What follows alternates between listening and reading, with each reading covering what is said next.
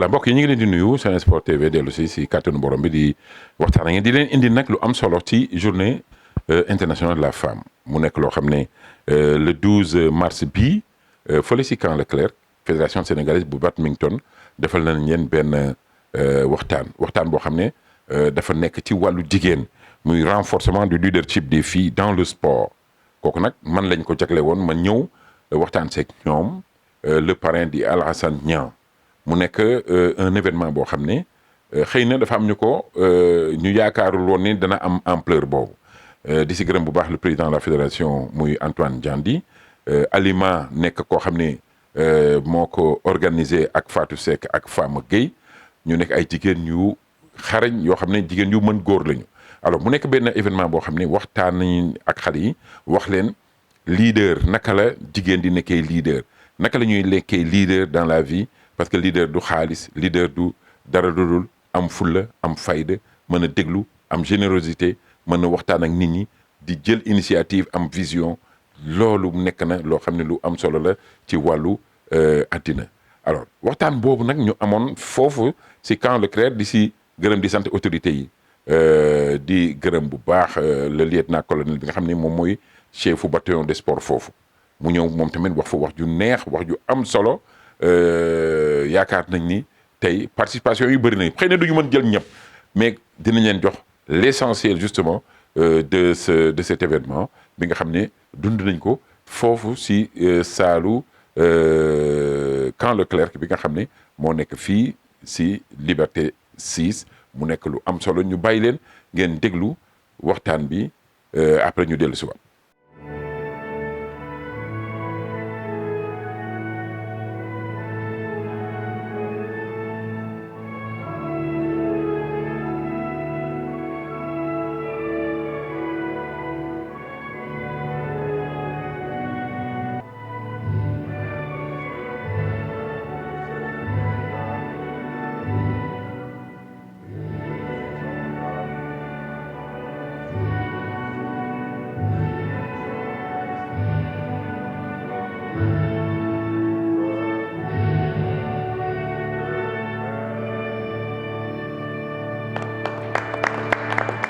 Je parle au nom du lieutenant-colonel commandant le bataillon des sports. C'est lui qui nous a autorisés à faire cette manifestation ici. Moi, je suis le major Cheikh Ibrahim Faye, je suis le major de cette garnison. Donc, soyez les bienvenus et de la part du colonel, on est ravis de vous recevoir chez nous. Vous êtes chez vous. Vraiment, on est satisfait pour cette manifestation. Merci beaucoup. L'autre chose, c'est féliciter la commission genre, Gender Equity de la Fédération sénégalaise de badminton pour avoir initié cette activité. Je la félicite parce que cette commission elle est déterminante. Déterminante dans le sens où on promouvoit l'aspect genre. Et les filles sont très importante dans toute chose. Comme on dit, no woman, no cry. S'il n'y a pas les mamans, il n'y a pas d'enfants. Pour entrer dans le vif du sujet, pour parler de leadership, parce que je l'ai connu, ça fait longtemps. Dans la natation, il a eu à être président de la Ligue de Dakar. C'est le mois de la femme, mais il faut ñu ñambaas pour donner des exemples de courage, de fit, de jom, de générosité. Il l'a dit, hein? On ne peut pas être leader si on doute de soi-même ou si on a peur. Quand tu as peur, tu te fragilises, tu as des problèmes pour évoluer, pour progresser. Être leader, c'est éviter qu'on te mette à la porte dàq da ngay am jom moo tax foofu la jom di ñëwee le refus du culte de la médiocrité. Il faut refuser d'être médiocre parce que la femme de nature a du caractère. kenn waxul ne doo leen fo, vous êtes jeune mais fo leen intelligemment foo boo xam ne comme je dis tout souvent quand tu vas en Europe les enfants jouent mais deviennent des milliardaires avec. Maintenant, il faut que la fille quand elle a 12, 13, 14, 15 ans respecte certains principes.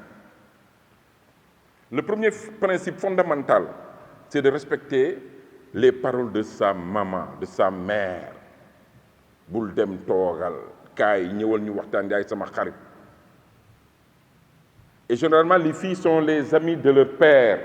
soo bëggee réussir lenn boo gëmee yàlla teg si yonent yi say waajur teg si ki la jàngal xam-xam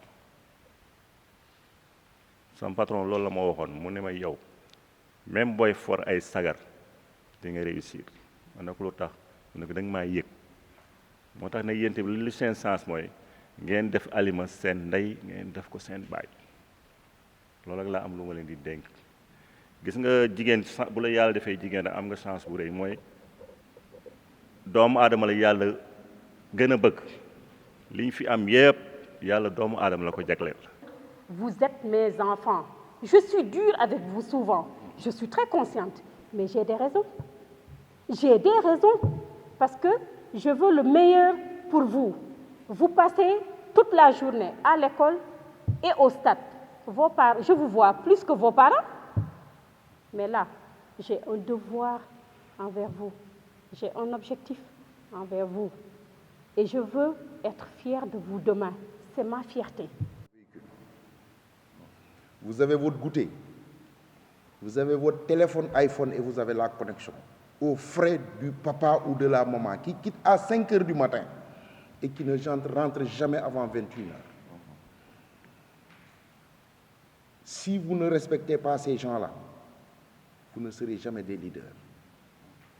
Parce que c'est le réceptacle le plus proche qui vous permettra de vous projeter demain.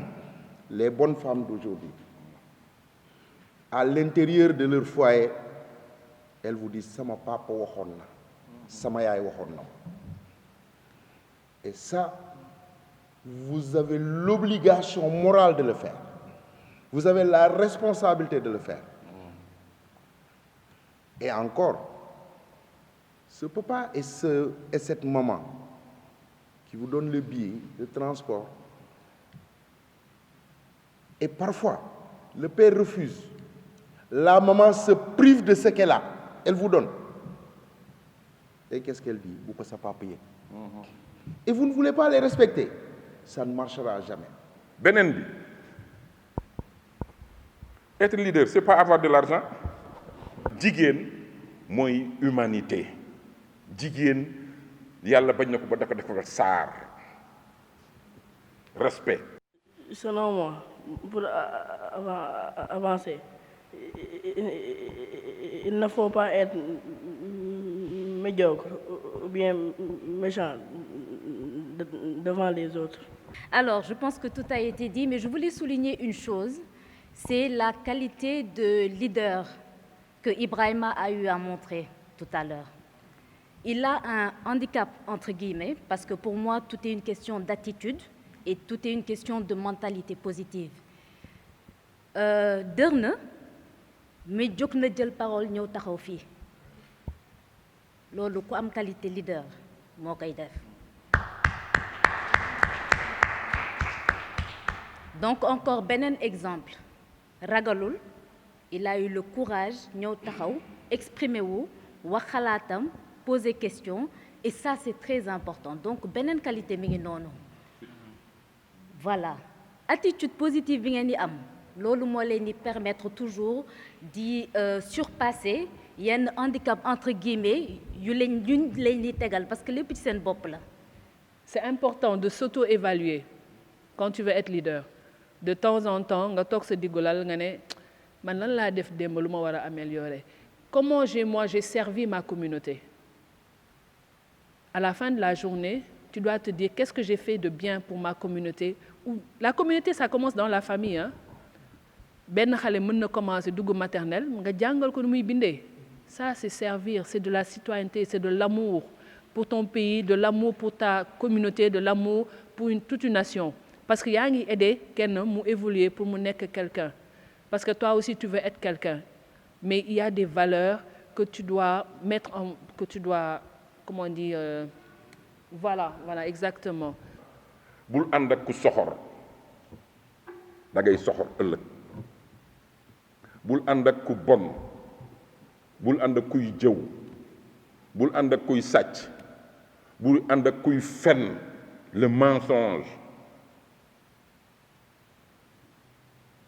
da ngay dem fu baax di ànd ak ku baax di wax ak ku baax di def lu baax di wax lu baax yàlla jox la lu baax c'est ça être leader.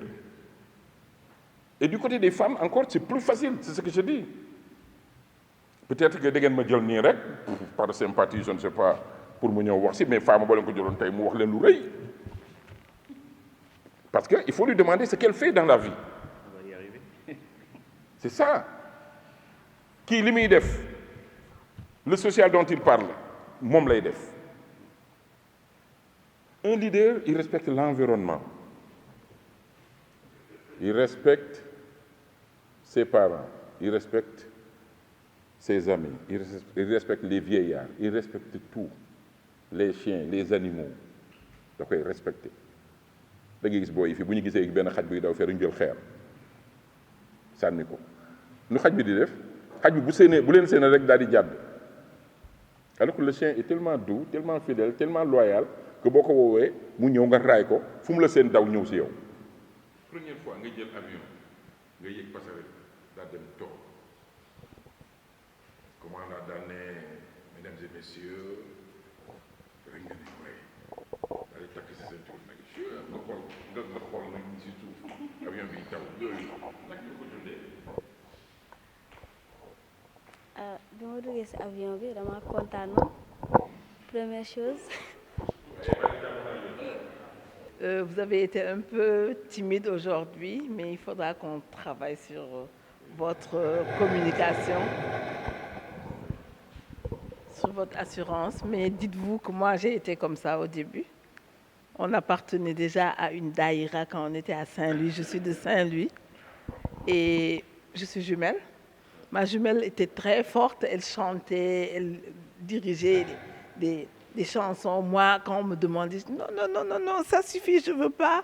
J'étais comme vous, mais aujourd'hui, vraiment, j'étais il y a 2 jours dans une émission à ORF et je n'ai pas hésité à prendre la parole, mais je suis passée par un chemin qui fait que j'ai gagné beaucoup d'assurance et je voudrais seulement que vous sachiez que ce n'est jamais trop tard, mais il faut que vous essayiez de vous affirmer. Il faut vous inculquer ces valeurs-là. Vraiment, je tenais encore à féliciter la commission Gender Equity, les membres de cette commission, et vous féliciter à persévérer et surtout que ce genre d'échanges, moi je dirais pas conférence, mais ces genres d'échanges soient permanents au sein de la fédération. Même après les entraînements, rester 15 minutes à échanger avec les gamins, à échanger avec entre nous aussi, parce que si on n'a pas de bonnes relations, si on n'assoit pas une bonne communication interne en notre sein, on ne fera jamais une bonne fédération. Je dis toujours, ce sont les bons hommes ou les bonnes femmes qui font une grande fédération. Et je suis certain que la voie qui est tracée, qui est la nôtre, si nous la suivons avec les conseils de nos anciens, de nos devanciers, nous ferons ensemble une très bonne fédération. En tout cas, merci à vous et très bonne journée. Voilà, événement bi mi ngi commencé 10h30 ba 14h après ñu ku nekk daal joxe nga sa wàll ni ngeen ko gisee ci mbir mi kontaan nañu di gërëm di sant bu baax ñi nga xam ne ñoo ko organisé ak ñi nga xam ne parrain bi daf leen fay yóbbante ñu ñëw muy monsieur Sylla ak madame Diop Adama mu nekk ñoo xam ne tamit joxe nañu seen participation xale yi tamit du fekk ñoom ñoom tamit dañu concerné wax nañ leen ñu wax ku nekk wax li nga xalaat di am mbégte vraiment si journée boobu ndax am na njëriñ ci ñun ñi nga xam ne nekkoon nañ fa ñu ngi leen di gërëm leen sant mbokk yi seen émission bi nga xam ne ak Sen Sport TV jox leen rendez-vous rek si fan yi incha allah. Merci.